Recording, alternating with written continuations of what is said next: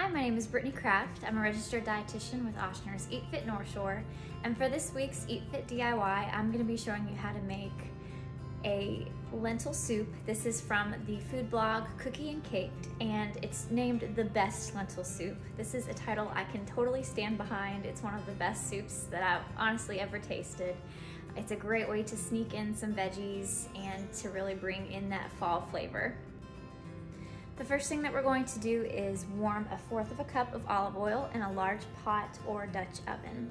Once our olive oil is warm, we can add the first of our veggies. So I have 1 onion chopped and 2 carrots which have been peeled and chopped. So we'll go ahead and add those to our pot.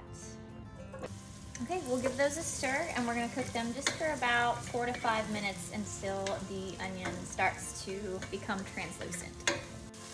Our onions are looking nice and soft, so we can go ahead and add some garlic and some spices. So we're adding 4 full cloves of minced garlic.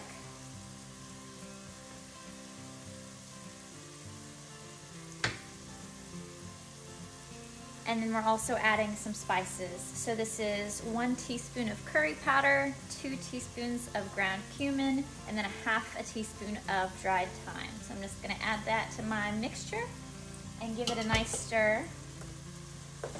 And we'll let that cook for just about 30 more seconds until it starts to smell flavorful. So next we're gonna add in a can of diced tomatoes. It's a large 28-ounce can. This is the no salt added, so I'm gonna show you kind of what that looks like. And I've lightly drained it, so most of the liquid is out, and we're just adding the tomatoes. Next, we're gonna add in 1 cup of lentils. So these are brown lentils. You can use brown or green. 2 cups of water.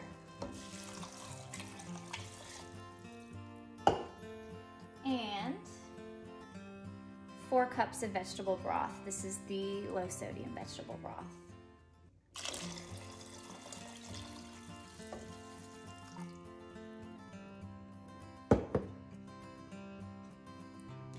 Next, we'll add 1 teaspoon of salt, and then just a pinch of crushed red pepper flakes.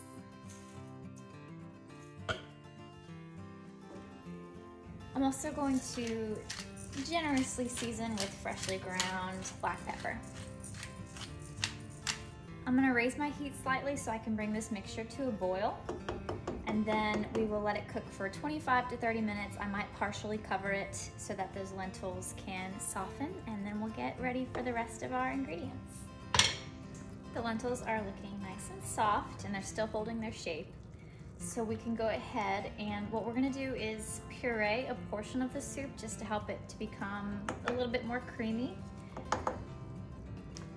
There's a couple ways you can do this. If you have a blender, you can take 2 cups of the soup, transfer that to your blender, puree it, and then add that back to the soup. Or even easier, if you have an immersion blender, I'm just gonna stick that right into the pot and puree for just a few seconds until it's looking a little creamy.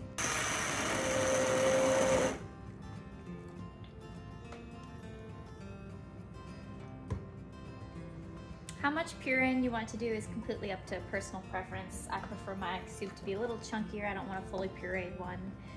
So just a few seconds is all that took. Next, we're gonna add some greens to our soup. So I have about 1 cup of chopped kale here. You could also use collard greens.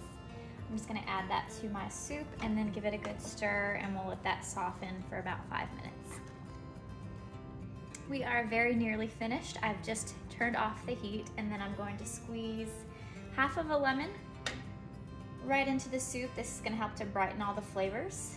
And then if I want more lemon juice, I could do up to a full lemon, but I'm gonna taste it and see how it tastes before I do that.